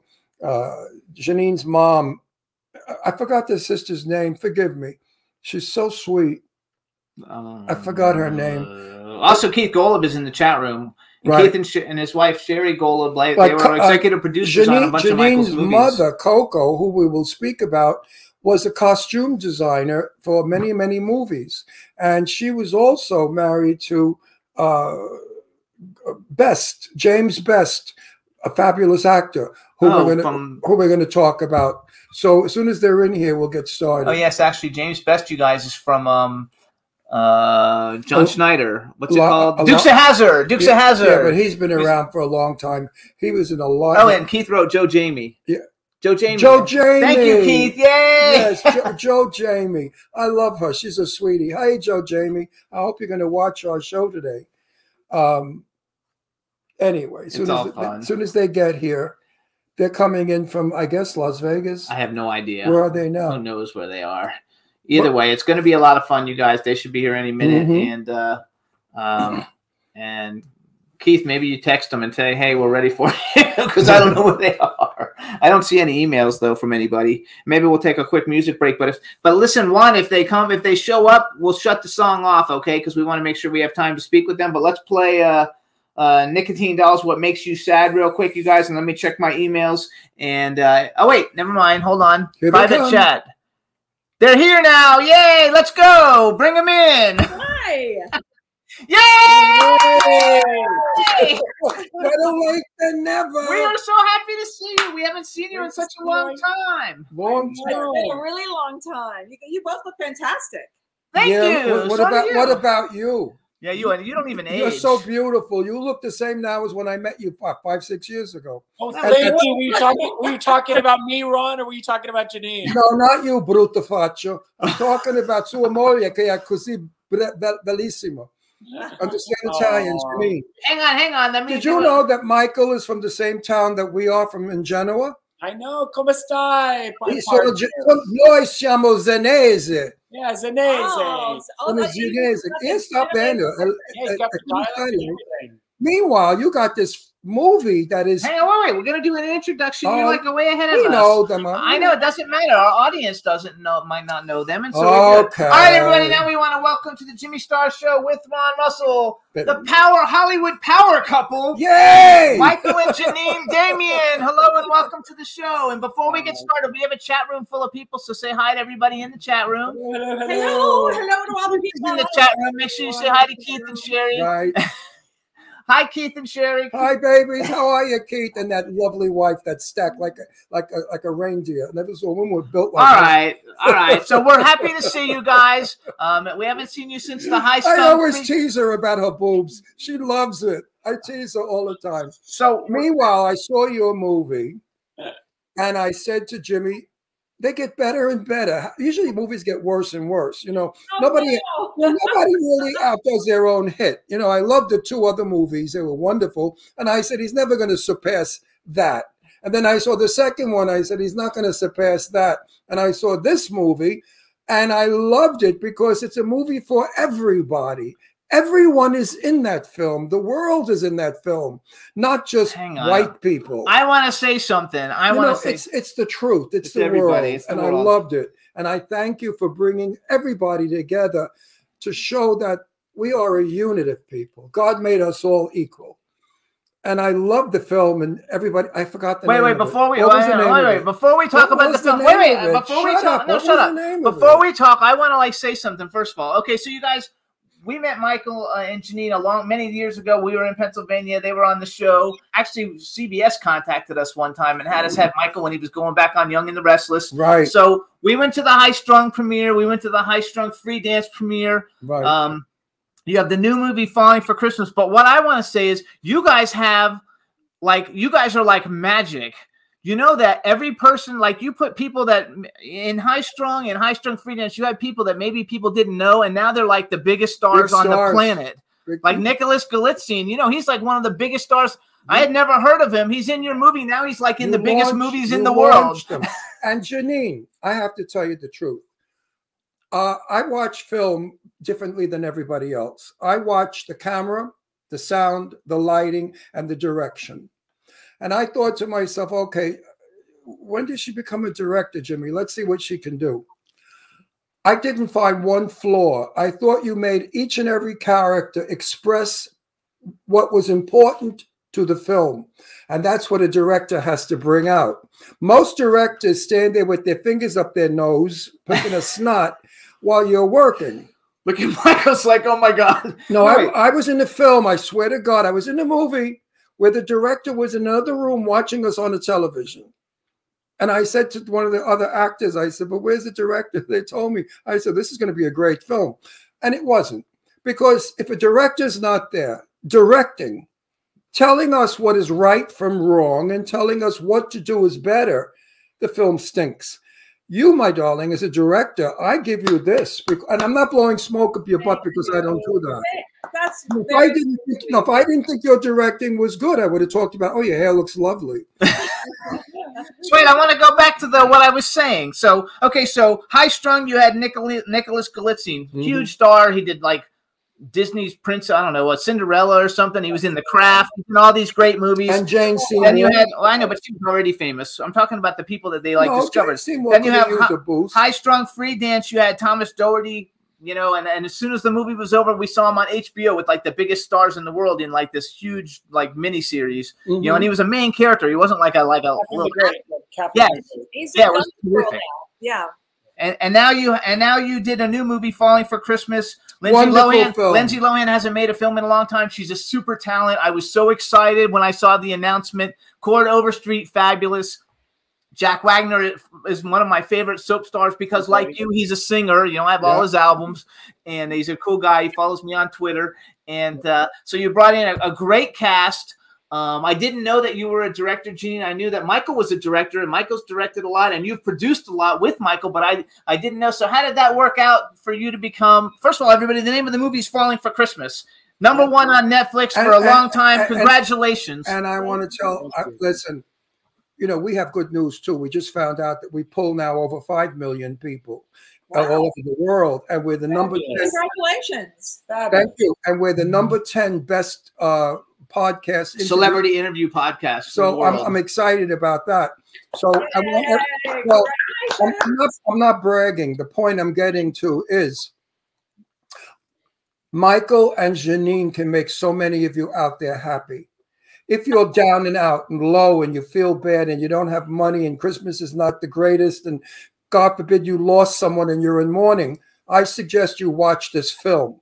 After you watch this film, you'll sing out, forget your troubles, come on, get happy, because it's a feel-good movie. It's a lovely movie. It's a decent movie. It's a clean movie. There's no guts blowing up people, killing, beating up people. It's just a wholesome, terrific film. So now we're going to let you talk a little bit. Wait, I'm going to finish.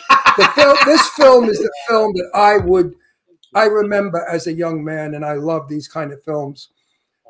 All right, now you guys, so how did you get to direct it, and tell us a little bit about it, Janine? I'll let you talk. Oh, well, first of all, I mean, thank you for all those beautiful things that you just said. No, but it's true. I don't lie. It's true. Okay, let her talk. If it was a crappy film, I'd make a jerk of myself. Well, right? No, really, if the film is a lemon and a bomb.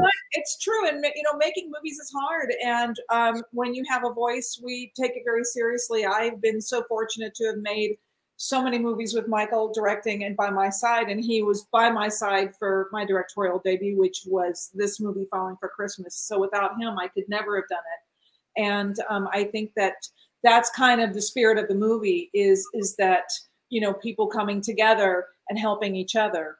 And good movie. Yeah, and having the opportunity to do Lindsay's first movie back after a long break was really a special project for us, and it was a special time for her. And I think that we all came together with Netflix, which was also a first time for us. So it was a first time for a lot of things, and it was such a glorious experience. We feel really fortunate. I believe that if the crew, the cast, are happy while filming, it shows in the film.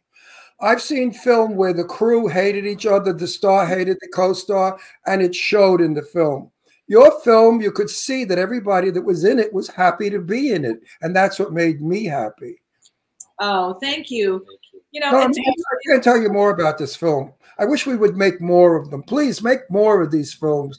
You guys have to save our culture. Actually, wait a second. And one thing I want to say, being a gay man, it's very difficult for most people to understand a gay man or a black and white relationship or a transgender person.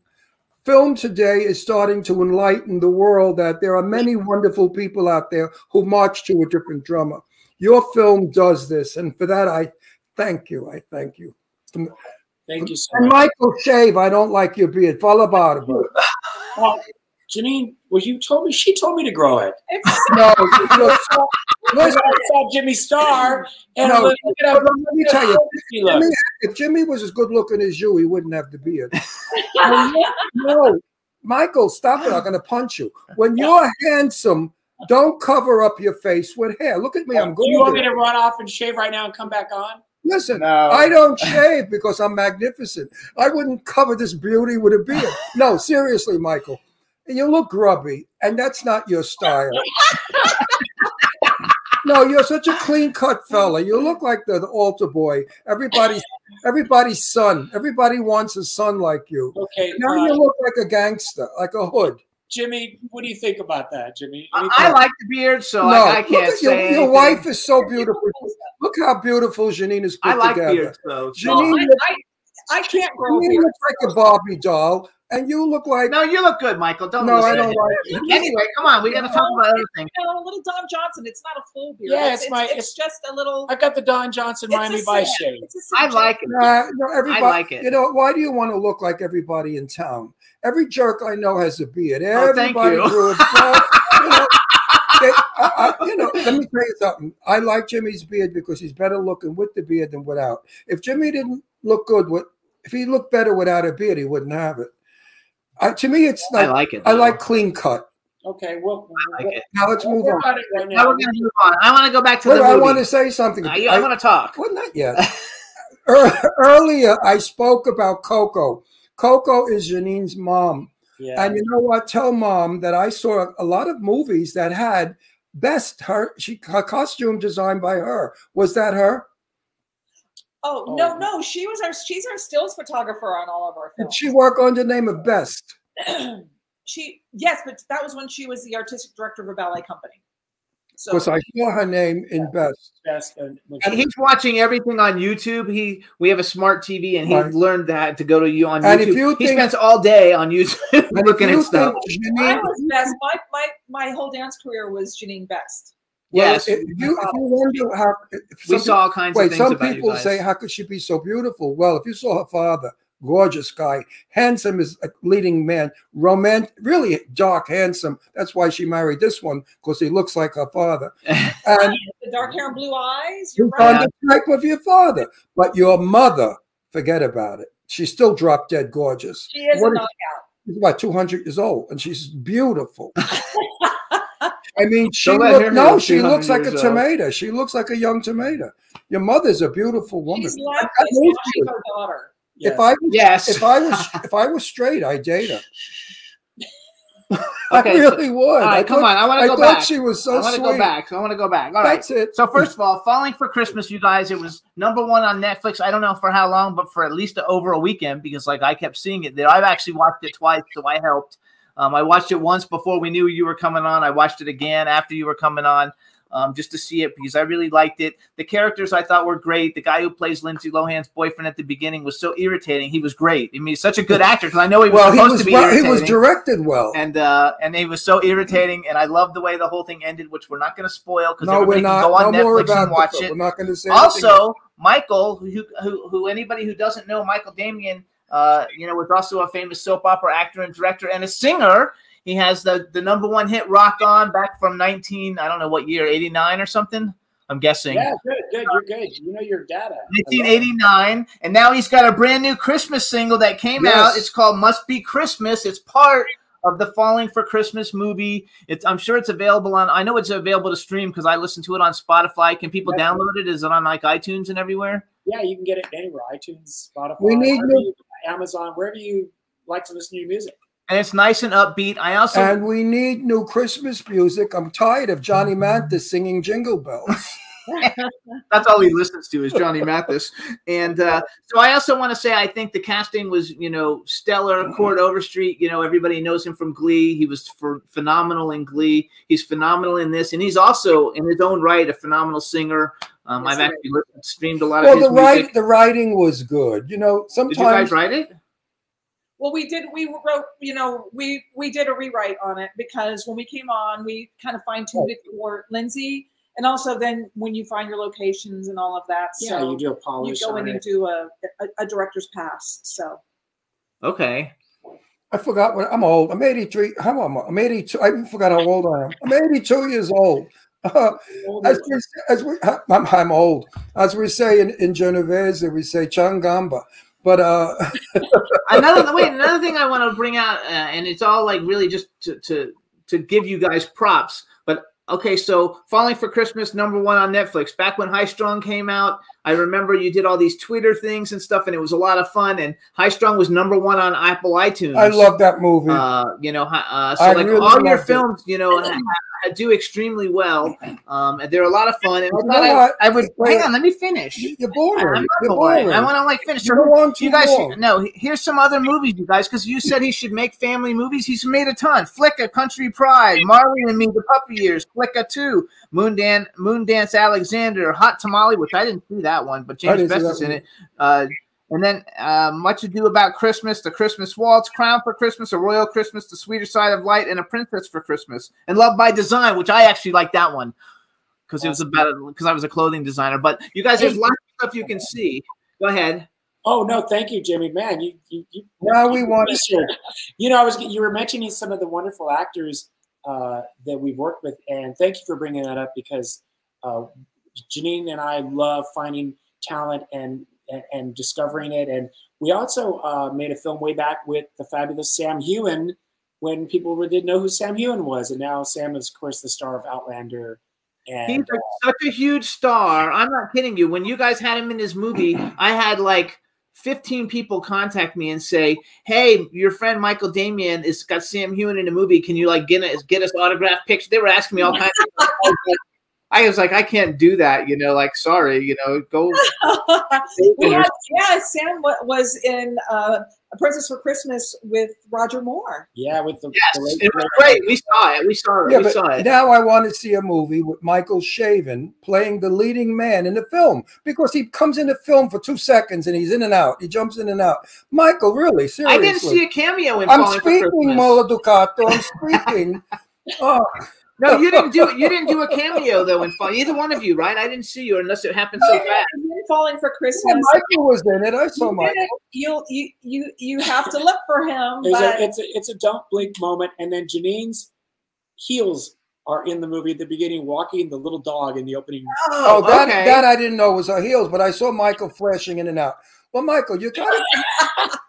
No, I hope I wasn't flashing. Oh my God. I know. Michael, the broads still swoon over you. You still are a lady killer. Use it before you get to be my age. When you're my age, the dogs don't even like you. They run away from you. So use it. Enjoy your years and put it on film. I'm serious. I would like. You know, he's coming back to YNR. He's doing this. Yes, I just saw it on. I saw it on Twitter, and I follow Soap Opera Digest, and I saw everybody tweeting. Not it a soap opera. That to me is not film. I've not been a fan of soap. We know every soap opera guy in the world. Tristan Rogers is our dear friend. Okay, Sean Kanan is our dear friend. You know everybody. We know everybody. I mean, these are our buddies that we hang with, and I tell them the same thing. You know what they say? You're right. They all want to get out of soap and do a film because soap they feel is not acting. About 2 million fans, so no. I'm just letting you know because no, you're right. I love the soap opera, so I love them. He doesn't. No, they're stupid and they're poorly there's done. room for everybody. Yeah. No, look, Sean Kanan told me soap operas though. Wait, Sean Kanan said to me there was a revision one day we were shooting and they gave him 40 pages to learn in 20 minutes. So I said, you could remember 40 pages. I can't remember 2 lines in a movie. And he remembers 40 pages. He in said, a day. Yeah, I said, you know, it shows in the acting because you run through. Anyway, Jimmy's producing a lot of movies. And I spoke with Jimmy and I said, we should meet because we're in a film. I have a film shooting in outside of Vegas. We're there for 30 days, starting January 10th. So we're going to call you guys and meet you for lunch. Great. And introduce you to somebody whom you may want to work with. Money. Yes. So we'll have lunch and we'll talk about it. Sounds great. I would love to see you in a film playing a whole. You're still good. Don't throw yourself away. You're not. He's directing though. Oh, directing is good, but you know what? It takes it. Behind the line. I would like to see Michael himself in a film. Thank you, Ron. You know what I'm saying? Do you understand? Thank you. Okay, well, we'll work on that, Ron. Do you like being a director? Obviously, you do because you've directed 20 movies, you know, or something. I love it. Absolutely, I love it. I mean, what would be better than Michael and Janine together in a movie, as you know, married? Anyway, we'll work on it. Gene, you could direct me, and I'll act. How's that? I'm sure. Do you want to be Janine? Do you have a desire to actually like act in any of the movies, or you like to be behind the scenes running it all? No, I like behind the scenes. I love it. For those of you did a great job for a first movie. You really killed it. I thought so. For those of you out there that don't know who Janine was before she married Hunky, She was a famous dancer on the Golden, what they called, the Gold Girls? Solid gold. Solid gold. Solid Not- gold not the dancer. gold- She was a not the solid gold Golden dancer. Girls. Not the golden girl, no. Janine, Solid gold She was a dancer. solid gold. If you see her legs, you know why she was a solid gold dancer. She's got legs that go from here to Chicago. They don't quit. Look at those gams. What do you think, that wop over there? He saw those legs on that blonde. He went nuts. Right? Right? What did you say? What did you say? Mamma, che bella. Mamma mia. Guarda quella come è Let him bella. talk. He's Yeah, trying to well, no, back to what you said, Ron. You know, Janine danced with Michael Jackson, Prince, George Michael, Elton John, Lionel Richie, Diana Ross, Julio Iglesias. I mean, the list goes on and on. She danced with pretty much every major star through her dance career, and she's an incredible dancer. I don't know. I believe You it know totally. what? In order for Yeah, I was gonna say I danced with Michael. You danced with Michael Damian. That was the best one. Yeah, yeah. You know what? Did you make? Is that why you made the dance like high strung and high string free dance? Is that like kind of like how the reason behind it? Because you were like a professional dancer and everything, it gave you an opportunity to make a movie about something you love to do. Yes, absolutely. Well, it was the music. It was the dance aspect for me and the music for Michael. Yes. We thought, you know, between the two of us, what better thing to do than do it? Our two passions and Yeah. what we knew. And Will there be like a high strung three, some I sort hope of high so. strung three, or is that something we're not allowed to know yet, or it's something that you're gonna tease us with? well, I, We'd love to do we're a high always strung break. open. We are always open. listen, We're Michael. finishing a movie we're in the middle of a movie right Yeah. now, so when that one's done, Yeah, then we'll look to the future and see what our next I've project. got to tell you this. Right one, I'll help you Wait, get money. We know some low life morons that are in the movie business. Okay, they're real degenerates. They look like shit. They dress like crap. They look like homeless people. They don't know anything but drug addict music. And I mentioned to one of them about your film, and the idiot said, "Yeah, it was high class." I said, "Absolutely, but what do you think of the violin playing?" He said, "Maybe with some drums it would have been better." But that means that he listened to it, that he had even the IQ for a minute to watch your film. So your film attracts all kinds of people, which is good, from the moron to the educated. I can't believe you just said that. What's so funny? It is true. It is true. I think the movies. You don't target just one audience. You know that. You target one audience, you lost your bucks. You're not going to make any money. Yes, Falling for Christmas appeals to everybody. Listen, there's not one human on this planet that's not going to relate to that movie. And if they don't relate to it, it's because they're extraterrestrial. They're from another planet. No, I actually agree. So since we've moved. How's your mother, by the way, Janine? How's Coco? She's fantastic. She's fantastic. She's actually has lunch for us waiting downstairs. We've got to go to eat lunch now. Yeah, because 5 minutes. She's a good mother. So actually, make sure you say hello to Coco for us. Yes, Oh, we And absolutely will. I think that everything that you guys. So we've lived out in California now for 5 years.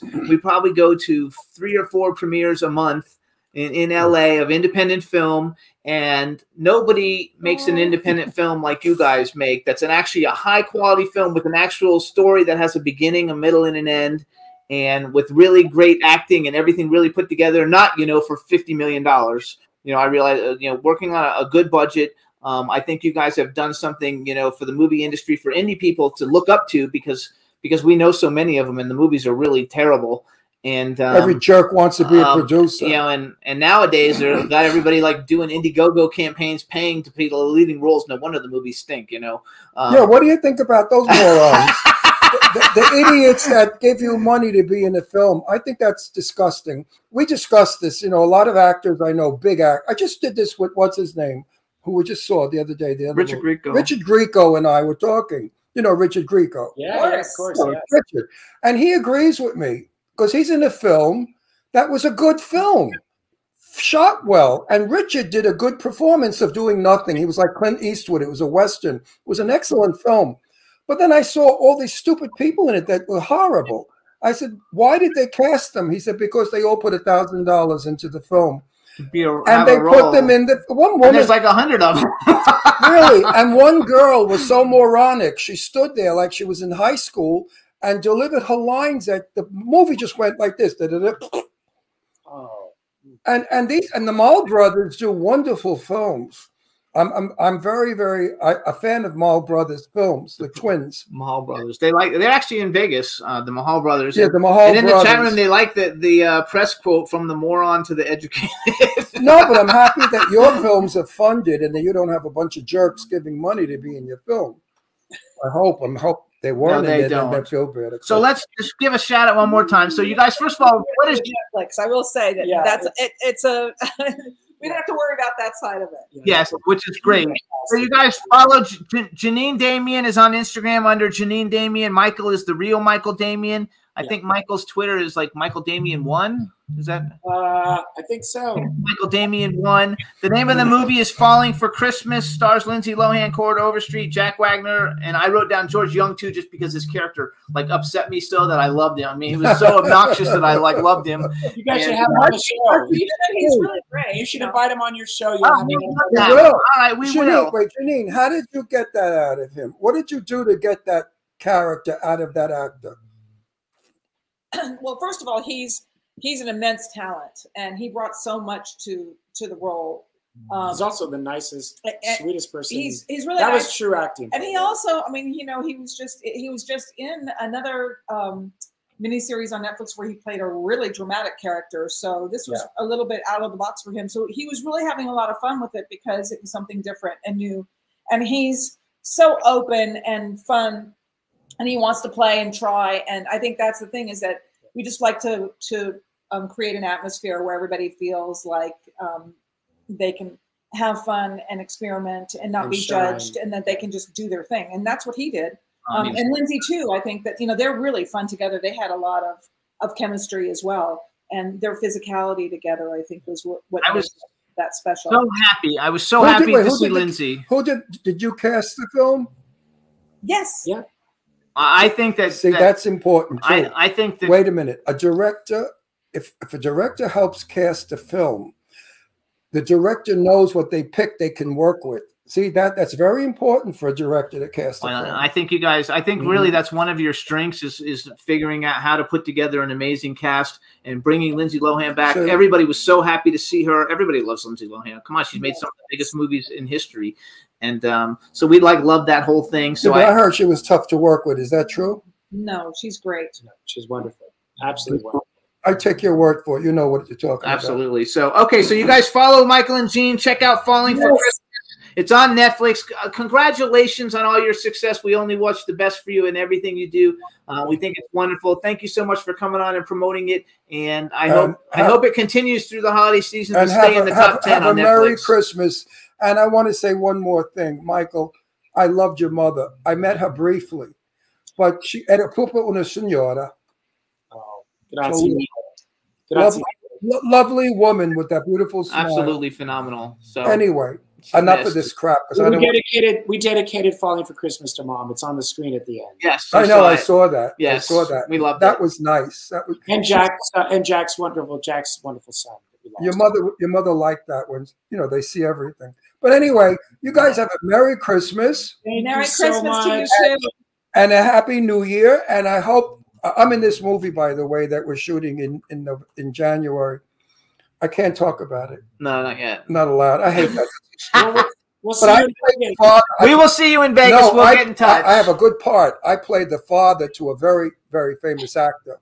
He's excited. I play his father. Well, I happen to like this actor, so it's going to be fun working with him. All right, so we'll see you guys. Merry Christmas, you guys. Happy holidays and congratulations. Merry Christmas. Thanks for having us. Arrivederci. Arrivederci, carissimi. Ciao bella. Ciao bella. Buon Natale. Yeah, you guys. I love those two. They're the sweetest people in the world. When I say they make the best independent movies in Hollywood too, I'm not joking. Well, you know what? It shows in their work. Nice people make nice movies. I firmly believe that some of these horror movies, these monsters, the people that create these monsters are monsters themselves.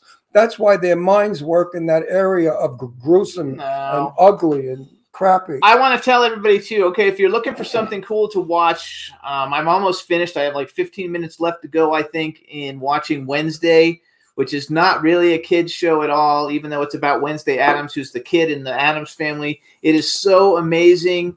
It starts out hilarious. Everybody should watch it. It's super, super fun to watch. Cindy Lady Lake, we're so happy that you're back and that you're all cleaned up from the hurricane.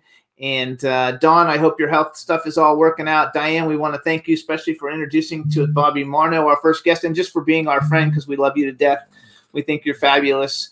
Next week, you guys, we're going to have, I don't know who our second guest is yet, but we're going to have Emblem 3 on. They were I think they came in second place on the X Factor. They're kind of like a pop boy band, grown up now, and they're phenomenal. It's one of my favorite like music groups, so I'm super excited that they're coming on. And we'll have another great guest for you also coming on soon. What else do we want to tell people? We got like 2 minutes. Follow me on Twitter. I'm at Dr. Jimmy Star. Instagram, I'm Jimmy Star. And TikTok, I'm Jimmy Star Official. And you guys are going to love Emblem 3, I think. I think you guys will like them. They're 3 really good-looking guys, like in their late 20s.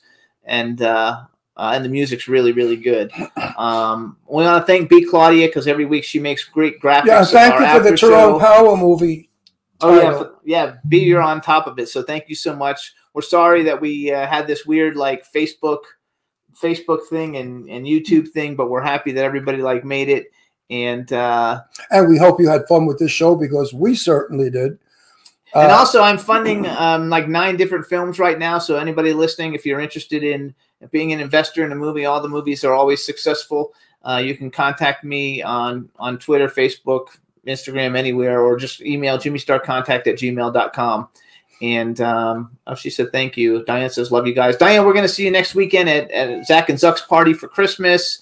And I hope everybody has a great weekend. And we have like 1 minute left. Follow Ron. He's Ron Russell Show on Twitter and you can follow Instagram. Me? Yeah. I didn't know I could be followed. Yeah, you can be followed. I never do that stuff.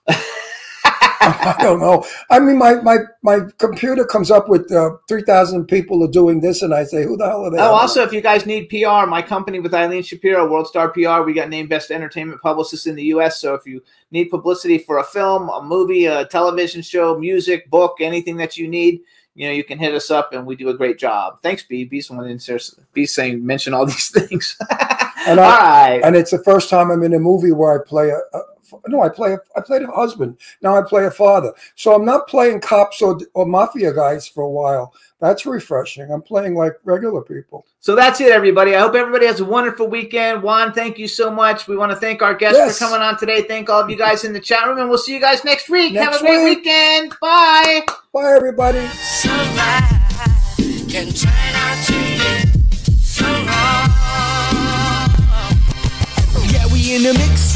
Yeah, we in the mix. It's another episode. Here we go. The Jimmy Star Show with Ron Russell. Interviewing the hottest, newest, and truest of today's celebrities. Make sure to subscribe so you can get notified weekly. Jimmy Star, he's the king of cool. Ron Russell, he's a gorgeous dude. Chat room is live and you would be a fool not to vibe with us at the Jimmy Star Show with Ron Russell. Come watch it live on W4CY Radio. Miss some past episodes? Download on iTunes. The Jimmy Star Show with Ron Russell. It's the Jimmy Star Show with Ron Russell.